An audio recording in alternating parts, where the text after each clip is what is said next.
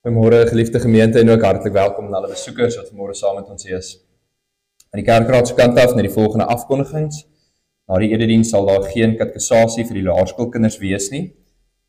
Dit is nou eksamentyd. En daarmee saam is daar 'n kennisgewing op die mosterdsaadjie uitgestuur oor oom Koert se begrafnis komende Saterdag. Die gemeente word ook hartlik uitgenooi daarvoor, maar die susters vra ook net dat almal wat gaan bywoon net 'n kennisgewing vir my sal stuur, sodat ons net die getalle sal kan kry. Die Here, die lofwaardige en enige heerser, die koning van die konings en die Here van die heersers, hy wat alleen onsterflikheid besit en ontoeganklike lig bewoon, vir wie geen mens ken of kan sien nie. Aan hom kom toe die eer en die ewige krag. Amen. Geliefdes, genade en vrede vir julle van God ons Vader en van die Here Jesus Christus, die kragvolle werking van die Heilige Gees. Amen. Kom ons staan dan, sing ons 'n loflied tot eer van die Here. As ons voortem, ons ook verklaar het dat die Here die enigste heerser is, die koning wat regeer, sing ons ook so in Psalm 99 vers 1 tot 3. God die Heer regeer, beef oor volke. Eer die God wat troon, waar die gerubs woon, wat in Israel sy rug bestel. Aarde en al wat lewe, laat dit voor hom bewe. Sing saam vers 1, vers 2 en vers 3, oor die Here wat regeer en oor sy mag.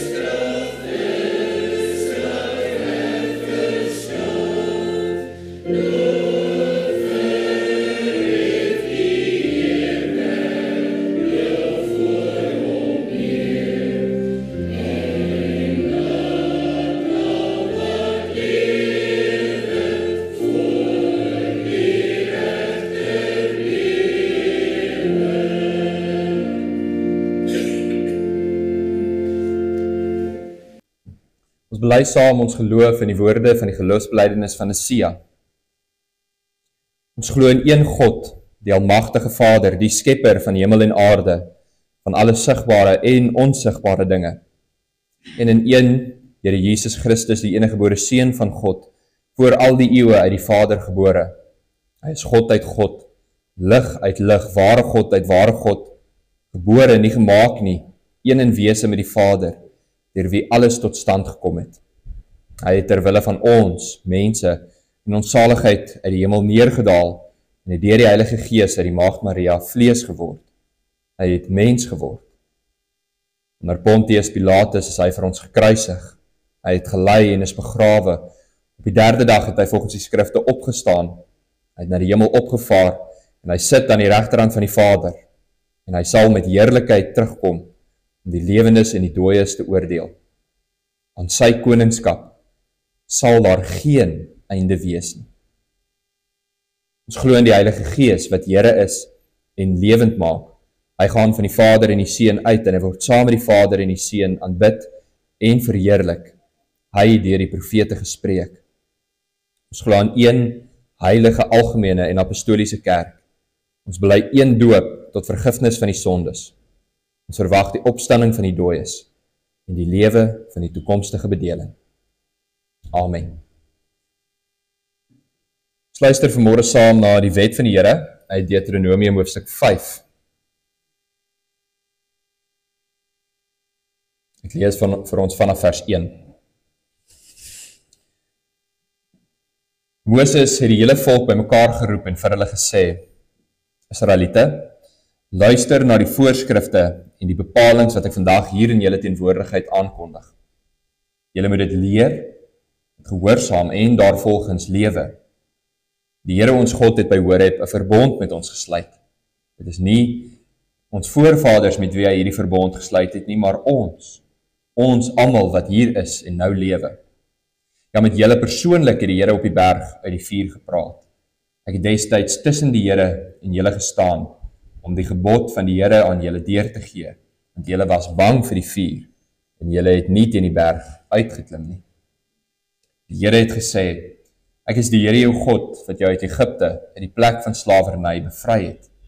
Jy mag naas my geen ander gode hê nie. Jy mag nie vir jou 'n beeld of enige afbeelding maak van wat in die hemel daarbo of op die aarde hieronder, of in die water onder die aarde is nie. Jy mag hulle nie vereer of dien nie, want ek, die Here jou God, is onverdeelde trou aan my. Ek reken kinders die sondes van hulle vaders toe, selfs tot die 3de en 4de geslag van die wat my haat. Maar ek betoon my liefde tot aan die 1000ste geslag van die wat my liefhet en my gebooie gehoorsaam. Jy mag die naam van die Here jou God nie misbruik nie. En die Here sal die een wat sy naam misbruik nie ongestraf laat bly nie. Jy moet die Sabbatdag so deurbring dat jy dit heilig hou, soos die Here jou God jou beveel het. 6 dae moet jy werk en alles doen wat jy moet, maar die 7de dag is die Sabbat van die Here jou God. Dan mag jy geen werk doen nie, jy of jou seun of jou dogter, of die man of vrou wat vir jou werk, of jou bees of jou donkie, of enige dier van jou, of die vreemdeling by jou nie, sodat jou werksmense kan rus, soos jy. Jy moet daaraan dink dat jy in Egipte 'n slaaf was, en dat die Here jou God deur sy groot krag en met magtige dade daaruit bevry het. Daarom het die Here jou God jou beveel om die Sabbatdag te onderhou. Eer jou vader en jou moeder, soos die Here jou God jou beveel het, dan sal jy 'n lang lewe hê en sal dit goed gaan met jou in die land wat die Here jou God vir jou gee. Jy mag nie moord pleeg nie. Jy mag nie egbreek pleeg nie. Jy mag nie steel nie. Jy mag nie vals teen 'n ander getuig nie. Jy mag niemand anders se vrou begeer nie. Jy mag nie sy huis begeer nie. Ook nie sy grond, sy slaaf of slavin, sy bees of donkie of enigiets anders wat aan hom behoort nie. Deel van ons verootmoediging sing ons nou saam terwyl ons so bly sit, Psalm 90. Sing saam vers 4 en vers 9, vers 4 ons belydenis. Die toorn van die Here versluit ons in ons aardse swerwe. Deur skrik vir gramskap bly ons lewe, maar een sterwe. Ons sondes ook hy daar lank verloor, ons misdaad nog bedek voor mense oë. En ook die belydenis van vers 9. Laat ons u werk aanskou wat nooit beswyk nie. Laat van ons kroos u heerlikheid nie wyk nie. Laat oor ons aandig al u lieflikhede en Heer verhoor ons in ons laaste bede. Terwyl ons so bly sit, Psalm 90 vers 4 en vers 9.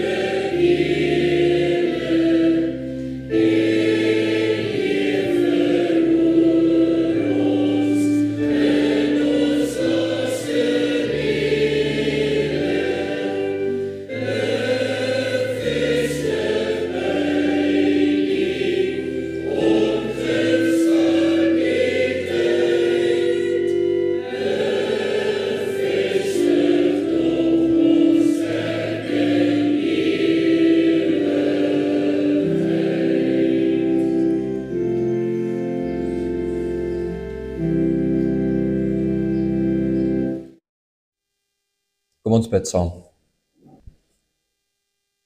Vader wat in die hemel is, dankie Here dat ons nie net mag bely die toorn oor ons sonde baie groot is nie.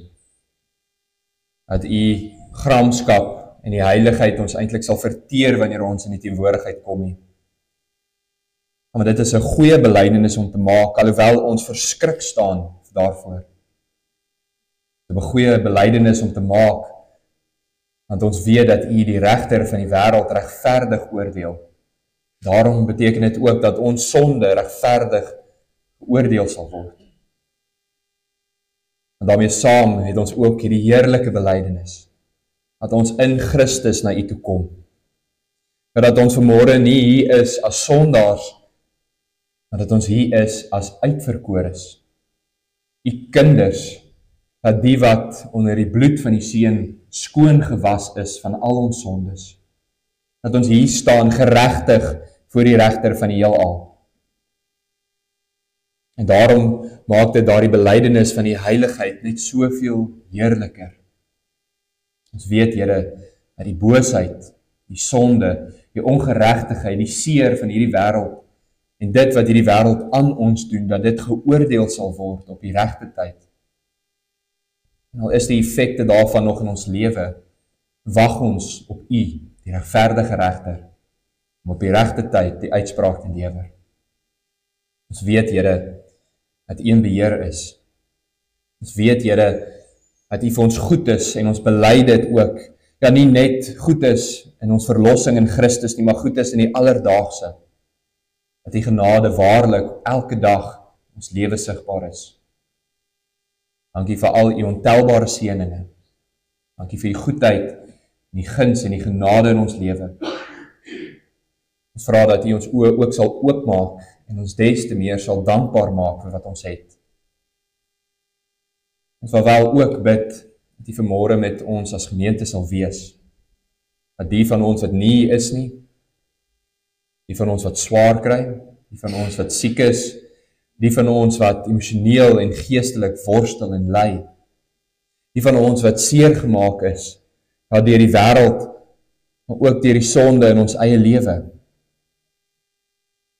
die van ons wat worstel met u wil. Ons bid, Here, dat u in die genade deur u Gees ook ons sal troos. Ons bid ook so in besonder waar ons hierdie week in die afsterwe gehoor het van een van ons lidmate. Ons bid dat u met die gesin sal wees. En ons dank u vir die verlossing wat u bring na 'n tyd van lyding hier op aarde. Dat ons weet dat ons aardse lyding wat kort en lig is, in Christus vir ons 'n alles oortreffende en ewige heerlikheid bewerk, wat niemand van ons kan wegneem nie. Dankie, Here, dat u ook so met ons in hierdie week was, en spite daarvan, spite van alles wat gebeur het. Ons bid ook vir die kerk wêreldwyd. Ons hoor van berigte van vervolging, van swaar kry, van lyding, gee ons weer perspektief. Ons bid ook so in besonderhede waar ons vanmôre u woord gaan hoor, dat u daardeur vir ons die perspektief sal gee, hoe ons al hierdie dinge moet sien, en wat u vir ons te midde daarvan ook wil sê. En wanneer ons so by mekaar kom, bid ons dat u vir ons 'n ordelike en stil tyd sal gee, en dat u ons bewus sal maak van u teenwoordigheid, maar nie net ons nie, ook almal anders, dat u van hoor, en wat dalk in die erediens is, dat ons waarlik kan bely, die Here is vanmôre hier teenwoordig. Lei elke prediker wat u woord verklaar, mag dit nie wees woorde van mense nie, maar dat hulle sal sê, so spreek die Here, Here. Gebruik ook u woord om in die kerk te doen wat u daarvoor bedoel. Sny waar nodig, bemoedig, troos daar waar dit nodig is. En help ons om perspektief te hou. Ons bid dit in die naam van ons koning, ons Here, Jesus Christus. Amen.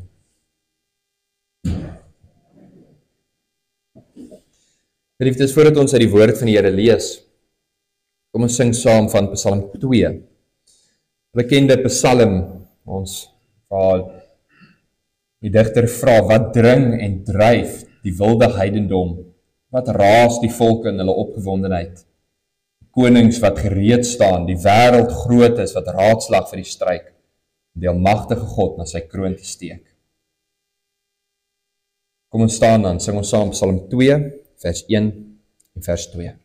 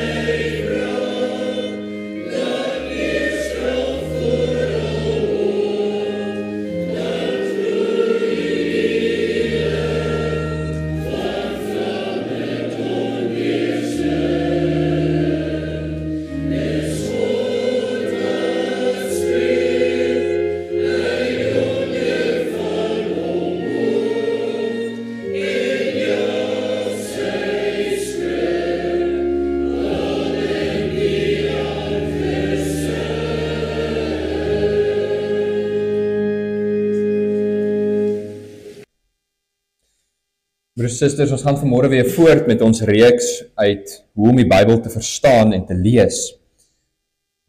Ons het uiteindelik by die laaste deel van ons reeks gekom, wat uit nog volgende 2 dele bestaan vandag, uit die Ou Testament apokaliptiese literatuur, en volgende week uit die Nuwe Testament. Waarom kan ons nie anders as om by Daniël stil te staan nie? Ons lees vanmôre saam uit beide Daniël 8 en uit Daniël hoofstuk 5. 2 bekende gedeeltes, of althans die een daarvan is bekend, Daniël hoofstuk 5. Ons lees hoofstuk 8 voordat ons hoofstuk 5 lees. Die visioen wat Daniël kry in hoofstuk 8 gebeur ook voor die gebeure van Daniël hoofstuk 5. Ek lees vir ons uit die 2020 vertaling. In die 3de regeringsjaar van koning Belshazzar is daar aan my, Daniël, 'n visioen geopenbaar, na die een wat aan die begin aan my geopenbaar is. In die visioen het ek myself in die vestingstad Susan in die Elam provinsie gesien. Ek sien toe in die visioen dat ek langs die Ulai kanaal is. Toe ek opkyk, sien ek, kyk, en daar is 'n ram met 2 horings wat voor die kanaal staan. Die 2 horings was lank, maar die een was langer as die ander. En die langste een het laaste uitgekom. Ek het gesien die ram stoot na die weste, die noorde en die suide, en geen dier kon voor hom standhou nie. Niemand kon iets uit sy mag red nie. Hy het gedoen wat hy wou en hom groot voorgedoen. Terwyl ek nog daaroor nadink, kyk, toe kom 'n bokram uit die weste oor die oppervlak van die hele aarde aan, sonder om aan die grond te raak. Die bok het 'n opvallende horing tussen sy oë gehad. Hy kom toe tot by die ram met 2 horings wat ek voor die kanaal sien staan het. Toe storm hy met geweldige woede op hom af. Ek het gesien hoe hy tot by die ram kom. Hy was briesend kwaad vir hom en het die ram getref. Hy het sy 2 horings afgebreek en daar was geen krag in die ram om voor hom staande te bly nie. Hy het hom teen die grond gegooi en hom vertrap. Daar was niemand wat die ram uit sy mag kon red nie. Die bokram het homself besonder groot voorgedoen. En toe hy sterk geword het die groot horing afgebreek. 4 opvallende horings het in die plek daarvan gegroei na die 4 windrigtings van die hemel. Uit een van hulle het 'n enkele klein horing uitgekom, maar dit het uitermate groot gegroei na die suide, na die ooste en na die sieraad. Dit het groot geword tot by die hemelse leer, dit is die sterre, en dit het van die sterre op die aarde laat val en hulle vertrap. Die horing het homself teen die bevelvoerder van die leer verhef. Van hom is die gereelde offer weerhou, en die plek van sy heiligdom is omvergewerp. Daar sal 'n ander offerdiens in die plek van die gereelde offer ingestel word as 'n daad van opstand. Hy sal die waarheid teen die grond gooi en suksesvol wees in sy optrede. Ek het een van die heiliges hoor praat. 'n Ander heilige vra toe vir iemand, vir die een wat praat, hoe lank sal dit duur? Dit wat in die visioen geopenbaar is oor die gereelde offer, en die verwoestende daad van opstand, en oor die offer en oor die oorgawe van sowel die heiligdom as die offerdiens om vertrap te word. Hy het vir my gesê, tot 2300 aande en oggende, dan sal heiligdom sy regmatige plek kry. Terwyl ek, Daniel, die visioen sien en dit probeer verstaan, staan daar skielik voor my iemand wat soos 'n man lyk. Ek hoor toe die stem van 'n mens oor die Eli wat roep en sê, Gabriel, laat hierdie een die verskyning verstaan. Hy het nader gekom na die plek waar ek staan. Toe hy nader kom, is ek deur vrees oorweldig en het met my gesig teen die grond neergeval. Hy sê toe vir my, jy moet verstaan, mensekind, dat die visioen geld vir die tyd van die einde. Terwyl hy met my praat, was ek in 'n beswyming met my gesig teen die grond, maar hy het my aangeraak, my weer op my plek laat staan en gesê, kyk, ek gaan aan jou bekend maak wat sal gebeur aan die einde van die vervloeking, want dit verwys na die vasgestelde tyd van die einde. Die ram wat jy gesien het, en die 2 horings is die konings van Medië en Persië, en die harige bokram is die koning van Javan. Die groot horing tussen sy oë, dit is die eerste koning. Die een wat gebreek is in die plek waarvan 4 opgestaan het, beteken 4 koninkryke sal uit die nasie opstaan, maar nie met dieselfde krag nie. Aan die einde van hulle heerskappy, as die oortreders volle geleentheid gehad het, sal 'n koning met 'n ongenaakbare gesig opstaan, een bedrewe in knoeiery. Hy sal groot mag hê, maar nie deur eie krag nie. Hy sal ongehoorde verwoesting aanrig en voorspoedig wees in wat hy doen. Hy sal sterk is en die volk van die heiliges vernietig. Deur sy vernuf sal hy slaag met die bedrog wat hy aanrig. In sy hart is hy vol eie waan en onverhoeds sal hy baie mense vernietig. Selfs teen die vors van vorste sal hy opstaan. Maar sonder mensehand sal hy vernietig word. Die openbaring in verband met die aand en die oggende waaroor daar gepraat is, dit is waar, en jy, hou die visioen geheim, want daar moet nog baie dae verloop. Ek, Daniel, was uitgeput en daelang ontsteld. Toe het ek opgestaan, die koning se werk gedoen. Ek was verslae oor die openbaring, kon dit nie begryp nie. Ons lees ook hiermee saam hoofstuk 5. Meer bekende gedeelte. Koning Belsasar het 'n groot feesmaal voorberei vir sy 1000 maghebbers, Hy het wyn gedrink in die teenwoordigheid van hierdie 1000. Belsasar het, terwyl hy die wyn geniet, opdrag gegee dat die voorwerpe van goud en silwer wat sy vader Nebukadneser uit die tempel van in Jerusalem verwyder het, gebring moes word, sodat die koning en sy maghebbers, sy haremvroue en byvroue daaruit kon drink. Hulle bring toe die voorwerpe van goud wat uit die tempel van die huis van God in Jerusalem verwyder is, en die koning, sy maghebbers, haremvroue en byvroue het daaruit gedrink. Hulle het wyn gedrink en die gode van goud, silwer, koper, yster, hout en klip geprys. Op daardie oomblik het vingers van 'n mens se hand verskyn en oorkant die kandelaar op die pleister van die koninklike paleis se muur geskryf. Die koning het die deel van die hand wat besig was om te skryf gesien. Toe word die koning bleek en sy gedagtes het hom verskrik. Sy heupgewrigte het slap geword en sy knieë het in mekaar geklap. Die koning het hard geskreeu dat die towenaars, galdeërs en voorspellers gebring moet word. Die koning praat toe en sê vir die wyses van Babylonië: enige mens wat hierdie skrif kan lees en die uitleg daarvan vir my kan gee, sal in purperrooi geklee word met 'n goue ketting om sy nek. Hy sal as derde in rang in die koninkryk regeer. Al die wyses van die koning het toe ingekom. Hulle kon egter nie die skrif lees en die uitleg aan die koning bekend maak nie. Toe was koning Belsasar hewig ontsteld en sy gesig het nog bleker geword. Sy maghebbers was verward. Die koningin het toe vanweë die gesprek tussen die koning en sy maghebbers die feesmaal binne gegaan. Die koningin praat toe en sê: O koning, leef vir ewig. Moenie dat u gedagtes u ontstel nie. En u hoef nie bleek te wees nie. Daar is 'n man in die koninkryk in wie die gees van die heilige gode is. In die dae van u vader is helderheid, insig en wysheid, soos die wysheid van die gode by hom gevind.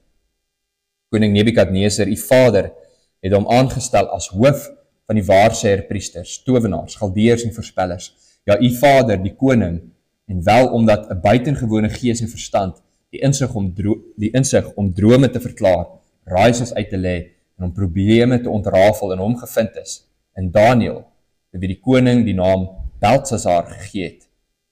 Laat Daniël nou ontbied word. Hy sal die uitleg gee. Daniël is toe voor die koning gebring, waarop die koning vir Daniël gevra het: Is jy, Daniël, een van die Judeese ballinge wat deur my vader uit Juda gebring is? Ek het van jou gehoor dat die gees van die gode in jou is en dat jy helder insig en buitengewone wysheid en dat buitengewone wysheid in jou te vind is. En nou, die wyses, die towenaars is voor my gebring, sodat hulle hierdie skrif kon lees en die uitleg daarvan aan my bekend kon maak. Maar hulle was nie daartoe in staat om die uitleg van die woorde bekend te maak. Ek het egter van jou gehoor dat jy in staat is om uitleg te gee en probleme te ontrafel. Daarom, as jy in staat is om die skrif te lees en die uitleg daarvan bekend te maak, sal jy in purperrooi geklee word met 'n goue ketting om jou nek en jy sal as derde in rang in die koninkryk regeer. Daniël antwoord toe en sê vir die koning: Die geskenke mag u vir uself hou en die beloning gee dit aan iemand anders. Ek sal in elk geval die skrif vir die koning lees en die uitleg aan hom bekend maak. Wat u betref, o koning, allerhoogste God, het die koningskap, die grootheid, eer en majesteit gegee aan Nebukadneser die vader. Vanweer die grootheid van wat God aan hom gegee het, is al die volke, nasies en taalgroepe in vrees en bewing voor hom. Hy het doodgemaak wie hy wou en laat leef wie hy wou. Hy het verhef wie hy wou en verneder wie hy wou, maar toe hy hooghartig geraak het en sy gees so verhard het dat hy oormoedig geraak het, is hy van sy koninklike troon gestoot en van sy eer gestroop. Hy is verdryf weg van die mense af en sy hart het so die van 'n dier geword. By die wilde donkies was sy woonplek.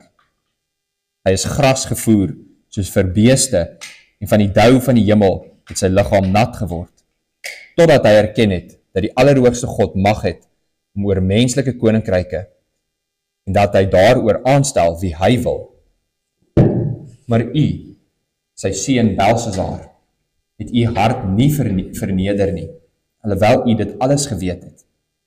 En die Heer van die hemel het u uself gered. Die voorwerpe van sy huis het hulle voor u gebring, en u en die maghebbers en die haremvroue en die byvroue het wyn daaruit gedrink. Gode van silwer, goud, koper, yster, hout en klip, wat nie sien, nie hoor of enigiets weet nie. U het hulle lof besing, maar die God in wie se hand u asem is, by wie al die u paaie is, hom het u nie geëer nie. Vanuit sy teenwoordigheid is die handpalm toegestuur, hierdie skrif geskryf. Dit is dan die skrif wat geskryf is. Mene, mene, tekel ufarsin. Dit is die uitleg van die woorde. Mene, God het die jare van die koningskap getel en dit beëindig. Tekel, u is op die skaal geweeg en te lig bevind. Peres, u koninkryk is verdeel en aan die Mede en Perse gegee. Belsasar het toe die opdrag gegee en hulle het Daniël in purperrooi geklee en 'n goue ketting om sy nek gehang. Hulle het 'n proklamasie uitgevaardig dat hy die derde magtigste is in die koninkryk is. En daardie selfde nag is Belsasar, die koning van die Galdeërs, gedood. Ons fokusverse, net 2 kort verse uit die baie lang hoofstukke. Uit hoofstuk 8 lees ons die laaste vers. Ek, Daniël, was uitgeput en daarlank ontsteld. Toe het ek opgestaan en die koning se werk gedoen. Ek was verslae oor die openbaring. Ek kon dit nie begryp nie. En dan uit hoofstuk 5, is ons vers 24. Vanuit sy teenwoordigheid is die handpalm toegestuur en is hierdie skrif geskryf.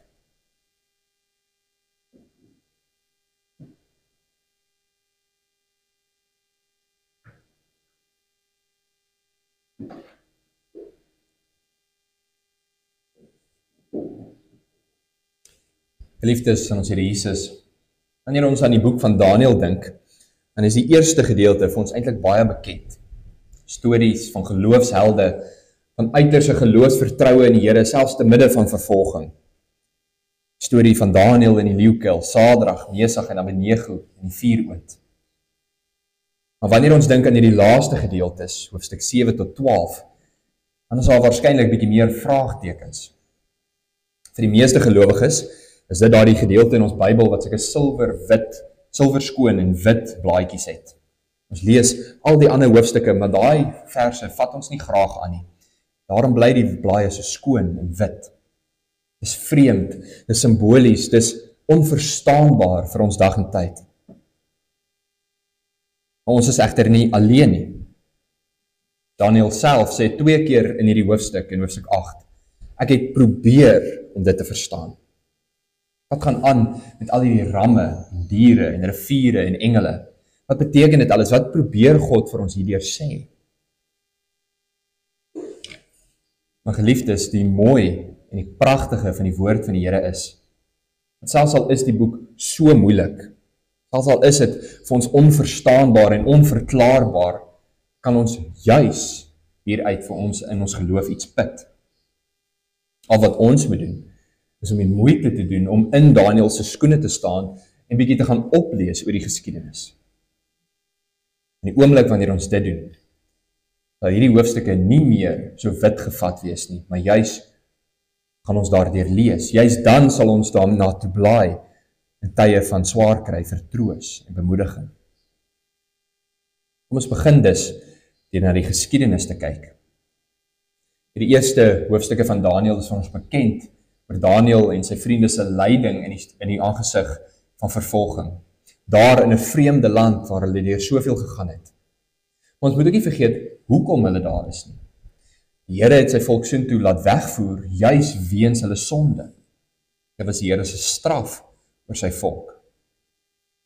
En nou, te midde van hierdie swaar kry, te midde van hierdie straf en die wêreldmag wat oor hulle is, probeer hierdie volk sin maak van dit wat gebeur. En in die middel daarvan kom hierdie visioene en hierdie beelde na Daniël toe. Dis nie bedoel om toe te maak nie, maar juis om oop te maak. Dis nie bedoel om hulle deur mekaar te maak nie, maar juist om vir hulle sin te gee in midde van hulle swaar kry. En kom ons verklaar dan nou die visioen. Die teks van hoofstuk 8 kan ons mooi in 2 dele verdeel. Die eerste deel verduidelik Daniël bloot wat hy gesien het. En ons moet dan klem lê op dit wat hy sien. Maar die klem is juis op dit wat hy gesien het. Kyk, ek het gesien en ek het gesien. Daniël vertel vir ons alles wat hy gesien het. En dan terwyl hy nog besig is om dit te probeer verstaan, kom die engel Gabriël na hom toe en staan langs aan hom. En dan roep die Here na die engel toe en sê vir hom, verklaar vir Daniël wat hy gesien het. Daniël hoef nie sy eie verklaring op te maak, hy hoef nie probeer sy eie sin te maak in dit wat hy gesien het nie. Nee, die Here gee vir hom die sleutel, en dit is die tweede deel, hoofstuk 17 tot 26, vers 17 tot 26. Daniël sien in die eerste plek diere, 'n bok en 'n ram. Hierdie diere is verteenwoordiging van koninkryke. In Daniël se tyd het die een koninkryk na die ander opgekom, groot mag gekry en dan maar net weer gegaan. Een na die ander met die sterker koninkryk, met 'n sterker weermag, met meer landgebied as die vorige ene.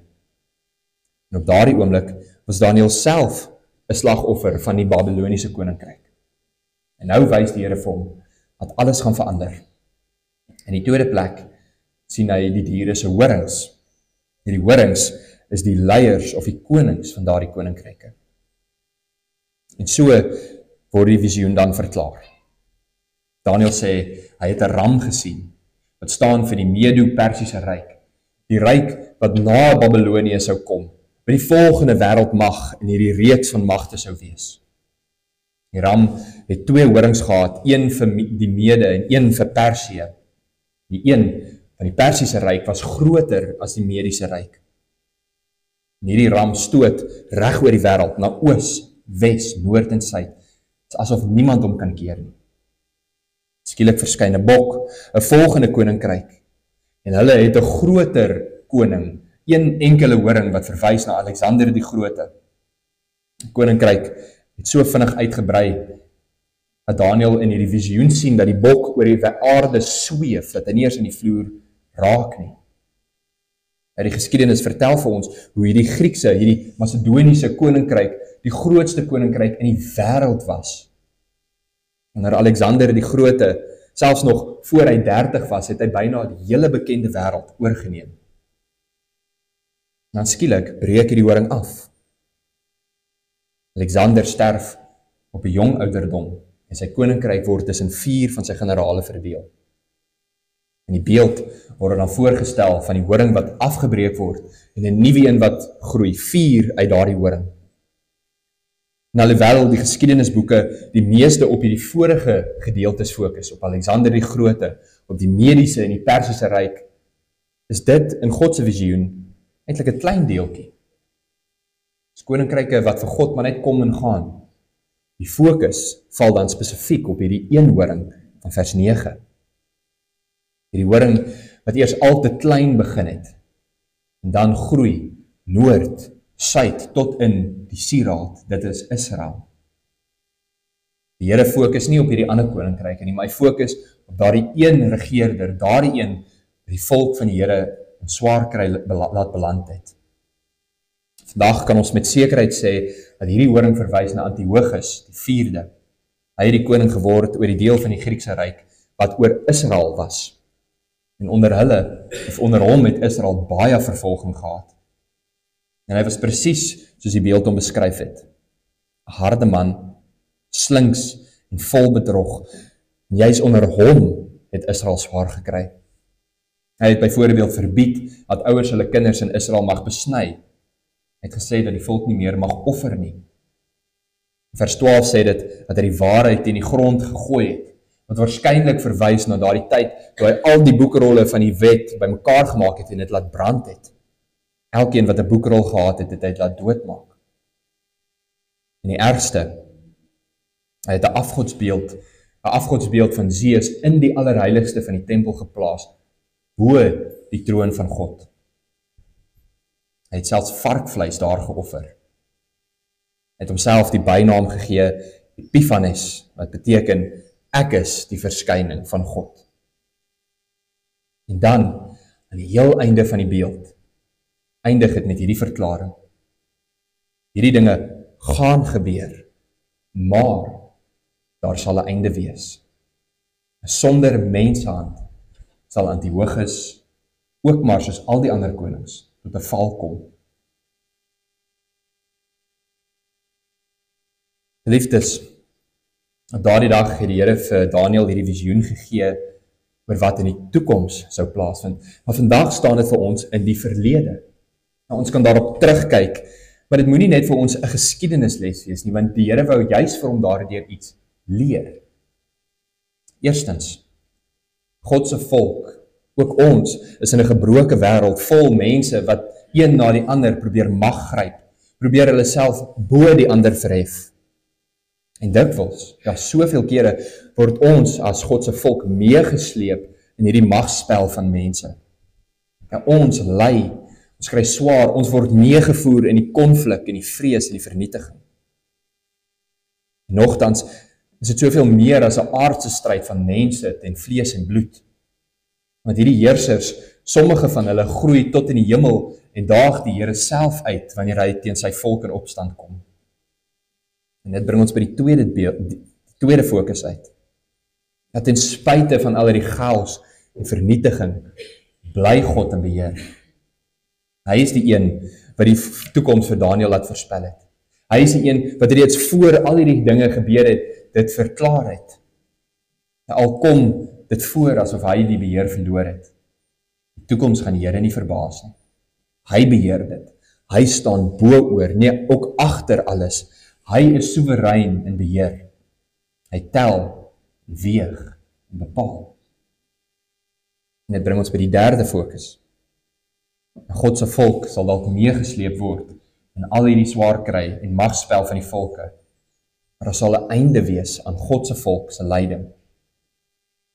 Die Here wys vir Daniël dat Israel in die komende tyd baie swaar gaan kry onder Antiochus. Dit was vir hom baie swaar om te hoor. Maar ten spyte daarvan kry hy hierdie troos en hierdie hoop. Daar is 'n beperking aan die lyding wat God se volk verduur. Ja, net na 2300 aande en oggende sal die heiligdom weer sy regmatige plek kry. God sal sy volk herstel, want hulle is sy volk onder sy hand. Om vinnig saam te vat, God se volk, ja ook ons, lewe in 'n gebroke wêreld. Met tye word ons oorweldig deur die magte van hierdie wêreld. Dit lyk asof God beheer verloor het, maar dit is hoegenaamd nie die waarheid nie. Hy is in beheer. Hy wat die begin en die einde bepaal, hy bepaal ook nou en môre. Dit is ons troos in die swaar kry. Chaos is dalk buite ons beheer, maar nooit buite God se nie. Hy is die Here die Almagtige, die Here van die leerskare. En sy raadsplan sal nooit gekeer word nie. En na al hierdie dinge, sê Daniël vir 'n tweede maal in vers 27. Ek was verslae oor die openbaring. Ek kon dit nie begryp nie. Maar nou moet ons vra, Daniël, hoe kan jy sê jy verstaan nie? Die Here het dan vir jou die verklaring van hierdie dinge gegee. Moet ons mooi verstaan, broers en susters. Daniël sê dalk 2 keer dieselfde woorde, vers 15 en 27, maar elke keer bedoel hy iets anders. Vers 15 sê hy het nie verstaan wat die visioen is nie. Maar in vers 27 verstaan hy nie hoekom die dinge van die visioen gaan gebeur nie. Dit het hom eintlik uitgeput. Hy was emosioneel afgetakel. En ons kan vereenselwig met sy gevoel. Al die slegte nuus, al die gebeure van die geskiedenis, maak ons moeg. Ons is moeg vir al die onreg in die wêreld. Moeg vir die seerkry en die lyding. Moeg vir hierdie magspel van hierdie nasie en daardie nasie, van hierdie leier en daardie leier. Dit put ons eintlik net uit. Ons wil nie eers meer die nuus kyk nie. Dit maak ons net moeg. Ons sukkel om te verstaan hoekom hierdie dinge gebeur. En ook wat God se doel is daarmee. Hoekom moet God se eie mense ook vandag nog so ly? Siekte, armoede, vervolging, selfs tot die dood toe. Dan moet ons hierdie gebeure verstaan. As God dan in beheer is, hoe, wat, hoekom? Ja, Daniel weet wat die beelde beteken, maar hy wil weet wat God gaan doen aan al hierdie boosheid. En die antwoord lê nie in die horings, die diere of die getalle nie. Die antwoord lê in ons Here Jesus Christus. Want hoe erg hierdie visioen vir Daniel mag gewees het, hoe oorweldig hy dalk mag gevoel het, hierdie toneel van die ram en die bok as niks en dit wat op die einde met die koms van die Seun van God sou gebeur het nie. Ja, juist daar het die helse vuur in sy volle swang teen die wêreld ontbrand. Toe God na hierdie wêreld toe gekom het as mens, in dieselfde natuur as ons, het al die bose magte losgebrand. Ja, die boosheid het van sy geboorte af saamgespan om hom te stuit. Herodes probeer om hom dood te maak. Die Satan versoek hom in die woestyn, sy eie volk verwerp hom. Die leiers van Israel staan teen hom en beplan sy dood. Die Romeinse owerheid spot met hom. Selfs sy eie mense, sy disippels vlug vir hom. Elke mag, krag, menslik en geestelik brand teen hom los en kom in opstand teen die Here se gesalfde. Vir 'n oomblik lyk dit asof hulle wen.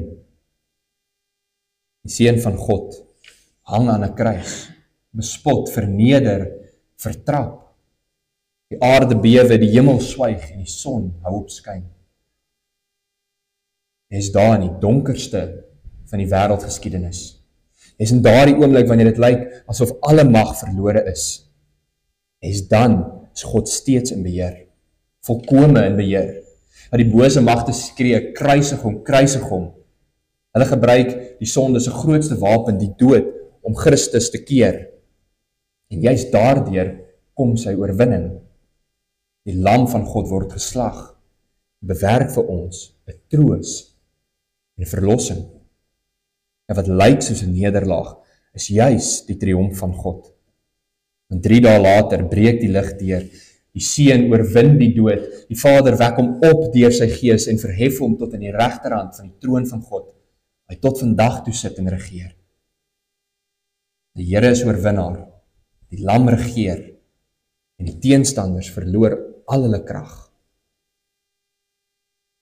En ons wat in Christus glo, ons kry deel in daardie oorwinning. En nou is ook dit wat met ons gebeur, die swaar kry, die lyding, die chaos, die vervolging, ook dit is van al hulle mag onthef. Want ons kan met oortuiging sê, in al hierdie dinge is ons meer as winnaars deur hom wat ons lief gehad het. Dat die een wie sy hand in die kruis vasgespijker is, dis ook hy wat sy hand oor ons hou. Ons lewe onder sy beskerming. Christus leef. God is in beheer. En dit alles in gedagte, wil ek afsluit met 'n laaste gedagte uit vers 27. Toe die gordyn van die toekoms vir Daniel so klein bietjie weggevat was, lê hy verslae, uitgeput en deurmekaar. En die gewig van die openbaring, alles wat hy gesien het, druk swaar op sy skouers. Dis vir hom te veel. Maar die kern daarvan het by hom gebly. En ons sien dit in hierdie een frase. En na hy daar lank geworstel het, sê hy, toe het ek opgestaan en die werk van die koning gedoen. God se plan te ken, om dit wat in die wêreld gebeur te kan verstaan, beteken nie dat ons elke liewe aspek daarvan begryp nie. Beteken om te midde daarvan steeds voort te gaan met ons werk. Daniel het geweet aan die einde van hierdie koning vir wie hy dien, die einde kom. Toe die beeld in hoofstuk 5 verskyn het en Belsasar sy heupe uitmekaar val en sy knieë te mekaar klap, kom Daniel met selfvertroue in en sê, die koning, jy dink jy is in beheer. Nee, die Here het jou koningskap van jou weggeneem. Jy het gedink jy regeer, maar die vors van die vorste staan bo alles. Hy het geweet dat die Here nog steeds 'n doel het met hom, selfs daar te midde van sy lyding. Hy was dalk 'n slagoffer van die bose magspel van koninkryke, maar hy was vol troos en hoop. Hou maar jou geskenk, o koning. Dit beteken tog niks nie. Maar in Christus het ons hierdie lewende hoop. Jesus sê, in die wêreld sal julle dit moeilik hê, maar hou moed.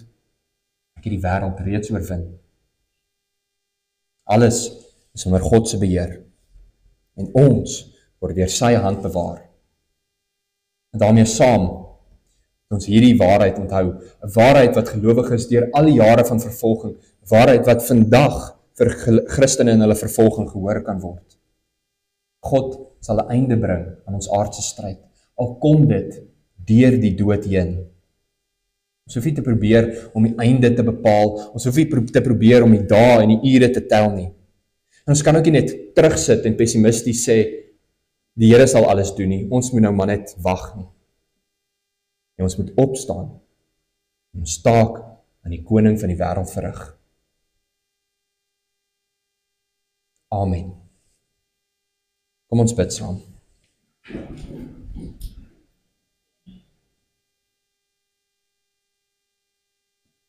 Vader wat in die hemel is, en U kom toe die eer en die mag en die heerlikheid. U is koning, en die Seun sit aan die regterhand en regeer, die lam wat geslag is. Ja, ook aan hom kom toe al die eer en die lof. Dankie dat U in beheer is. Dankie dat U ons bewaar onder U magtige hand. En dankie dat ons mag weet, dat juist daarom kan ons voortgaan met ons werk in hierdie wêreld. Ja, ons diens onder die aardse konings, dit wat ons dag na dag verrig, is ten diepste 'n diens aan die hemelse koning. Gebruik ons waar U ons geplaas het, selfs al moet ons swaar kry, selfs al is dit die mekaar en verstaan ons nie. Gebruik ons in die diens en bevestig tog ons werk. Met die onguns van die tyd, bevestig dit in ewigheid. In Christus naam. Amen.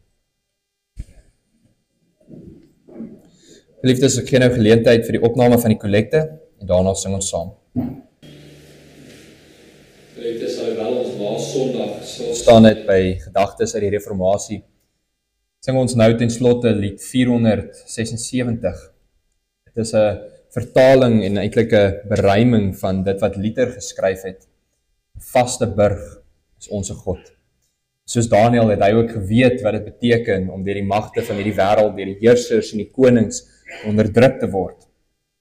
En dan skryf hy in vers 3: Al storm hulle ook van alle kante die helse leermagte, die een wat sterker is hou stand.